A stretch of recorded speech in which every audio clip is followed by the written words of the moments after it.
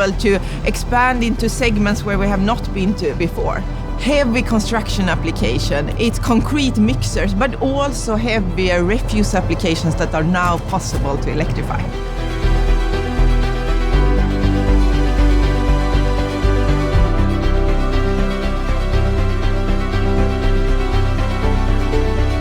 You should not carry more than you need. So we need to configure the truck to match the operation. But let's say that with this truck we get the work done with range of 150 kilometers a day. Then we put in 4 batteries and we will be able to carry 15 to 16 tons of payload. We can make the wheelbase relatively short and it will create super agile truck that's in a closed environment like this, easy and nice to drive.